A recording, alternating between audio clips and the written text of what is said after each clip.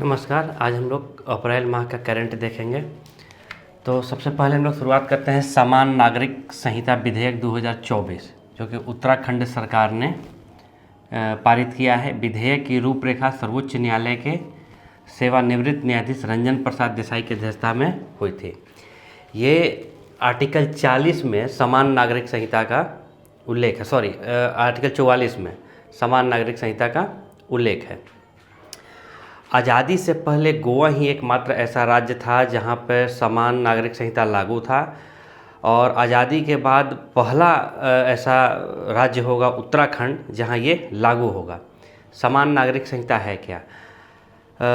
जैसे Hindu marriage act में विवाह के लिए नियम बनाए गए हैं कि एक पुरुष एक ही शादी कर सकता है।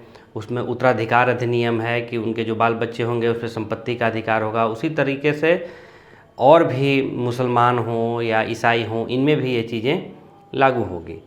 अब रही बात शादी करने के तरीके में लागू नहीं होगी। जैसे मान लिया जाए हिंदू धर्म में 7 फेरे होते हैं, इस्लाम धर्म में कबूल है किया जाता है, ईसाई धर्म में चर्च में लड़का लड़की दोनों को रिंग पहना के शादी होती है। इसमें परिवर्तन नहीं है, शादी एक होगी, इसमें परिवर्तन है।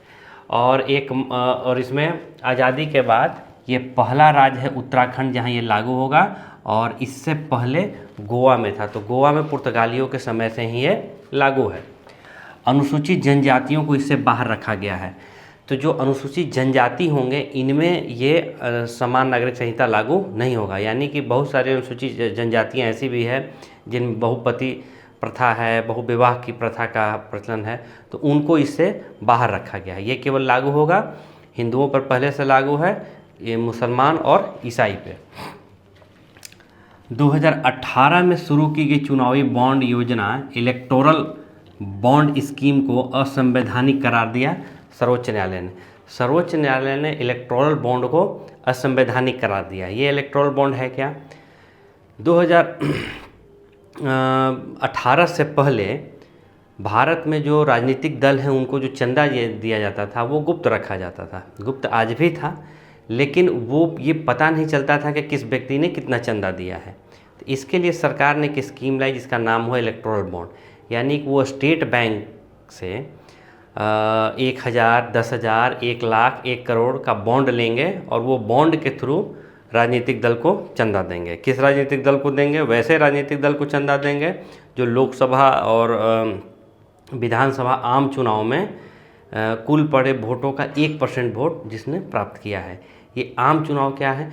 आम चुनाव जो कि 5 साल पे होते हैं और जो बीच में हो जाते हैं उसे मध्यवर्ती चुनाव कहते हैं। तो ये आम चुनाव में जिन्होंने 1% वोट प्राप्त किया है उनके लिए है, सबों पे ये लागू नहीं होगा। और इसके लिए है 1000, 10,000, 1 लाख, 10 लाख, 1 करोड़ मूल्य के बॉन्ड जारी होंगे। इसमें ऐसे राजनीतिक दलों को चंदा दिया जाता है जिसने लोकसभा, विधानसभा आम चुनाव में कुल पड़े मतों का 1% मत प्राप्त किया है। इस बॉन्ड पर चंदा देने वाले व्यक्ति का नाम नहीं होता है, इसलिए सूचना का अधिकार अधिनियम भाषा व अभिव्यक्ति की आज़ादी, स्वतंत्रता के संवैधानिक अधिकारों का उल्लंघन माना है। सर्वोच्च न्यायालय ने इसे इस मुद्दे पर रिजेक्ट कर दिया कि जो व्यक्ति ने चंदा दिया है उसके बॉन्ड पर उस व्यक्ति का नाम नहीं होता है। तो इससे सूचना का अधिकार अधिनियम प्रभावित होता है कि अगर मुझे ये जानकारी चाहिए कि किसने क्या चंदा दिया है तो ये बताया नहीं जाता।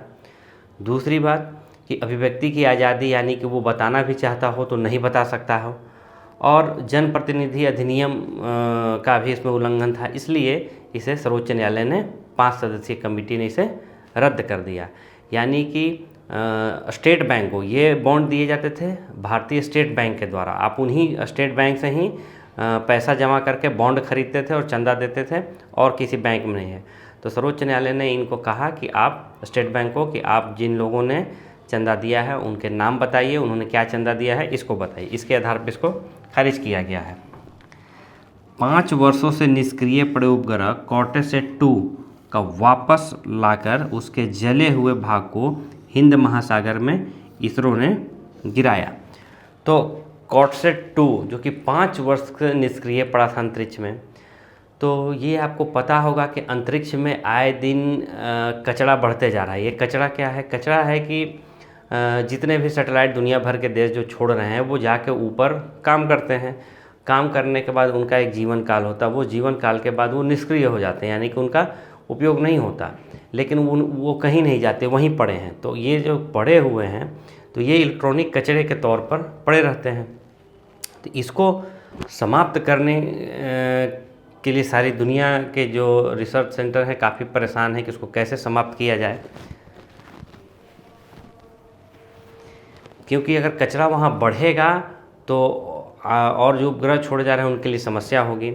तो इसरो ने ये काम किया है। इससे पहले भी इसरो ने 2023 में भी एक मेगा ट्रॉपिक 1 MT1 को प्रशांत महासागर में गिराया था, और अभी जो है सो कॉर्टेसेट 2 को वापस लाके हिंद महासागर में गिराया। तो वापस लाने के दौरान जब वो वायुमंडल में प्रवेश करता है तो वो घर्षण से जल जाता है। तो जो टुकड़ा जितना भाग उसका जल गया, जो बचा हुआ था, उस बचे हुए भाग को समुद्र में लाके यानी कि हिंद महासागर में लाके उसे गिराया गया है सुरक्षित स्थान पर, ताकि किसी को नुकसान ना हो। इसका ये लाभ होगा कि वो अंतरिक्ष में कचरे कम हो जाएंगे। इससे पहले मेगा ट्रॉपिक 1 को भी प्रशांत महासागर में इसरो ने गिराया था। इसरो का फुल फॉर्म है इंडियन स्पेस रिसर्च ऑर्गेनाइजेशन। ये भारत की संस्था है जो कि सैटेलाइट में काम करती है। कराईवेट्टी पक्षी अभ्यारण्य Tamil Nadu, Longwood solar reserve one Tamil Nadu, अंक समुद्र पक्षी संरक्षण रिजर्व कर्नाटक और अधनासिनी एस्चुरी कर्नाटक, मगदी कीरे संरक्षण रिजर्व कर्नाटक। पाँच को रामसर सूची में शामिल किया गया है। रामसर स्थलों की संख्या भारत में 80 हुई। ये रामसर स्थल क्या है? ईरान के एक शहर रामसर में 1971 में 2 फरवरी 1971 को सभा हुई, और सभा में ये बात तय हुआ कि वैसे वेटलैंड एरिया यानी कि आर्द्र भूमि क्षेत्र जहाँ पर पानी यानी कि नमी बरकरार रहता हो हमेशा के लिए, उस क्षेत्र को संरक्षित किया जाए, ताकि वहाँ पर जो बायोडाइवर्सिटी है यानी कि जो जीव जंतु रहते हैं उनको संरक्षित किया जाए। और उनको संरक्षण देने के लिए रामसर साइट की घोषणा की जाने लगी। भारत इसमें 1971 में इसकी स्थापना हुई। भारत इसका सदस्य 1982 से बना है। रामसर आर्द्र भूमि संरक्षण की स्थापना 2 फरवरी 1971 को हुई और भारत 1982 में इसका सदस्य बना। ईरान के शहर रामसर में हुआ था, इसलिए रामसर साइट कहते हैं। तो भारत में अभी तक 80 रामसर स्थलों की घोषणा की जा चुकी है। भारत का पहला रामसर स्थल था पुरी में स्थित जो चिल्का झील है उड़ीसा में, वो भारत का पहला रामसर स्थल था, यानी कि आर्द्र भूमि स्थल था। तो अभी वर्तमान में 80 हो गई इनकी संख्या। भारत की पहली मानवयुक्त अंतरिक्ष उड़ान 2024-25 के लिए 3 भारतीय अंतरिक्ष यात्रियों में group captain Prashant Balakrishnan Nair, group captain Angad Pratap, group captain Ajit Krishnan तथा विंग कमांडर शुभांशु शुक्ला को तैयार किया गया है। ये नाम 4 हैं, लेकिन इनमें से 3 ही जाएंगे। पृथ्वी से ऊपर 400 किलोमीटर पर स्पेस सेंटर है, वहाँ पर इनको भेजा जाएगा। ये 3 दिनों के लिए जाएंगे। पहली बार होगा कि भारतीय भूमि से किसी को भेजा जाएगा। इससे पहले राकेश शर्मा 1984 में गए थे, लेकिन वो रूस की सहायता से गए थे, यानी कि रूस के इसे सोयूज T1 यान से गए थे, अंतरिक्ष यान से गए थे। तो जो वो राकेश शर्मा के बाद या भारत की भूमि से जाने वाले पहले व्यक्ति यही 3 होंगे। अब अभी इसकी घोषणा नहीं की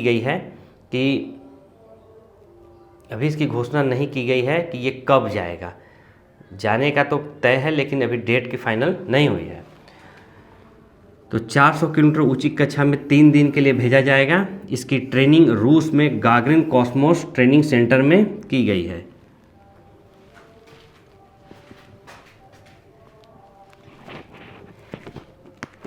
इससे पहले राकेश शर्मा 1984 में रूसी मिशन के सोयूज T4 यान से अंतरिक्ष यात्री गए थे। तो आज के लिए इतना ही, धन्यवाद।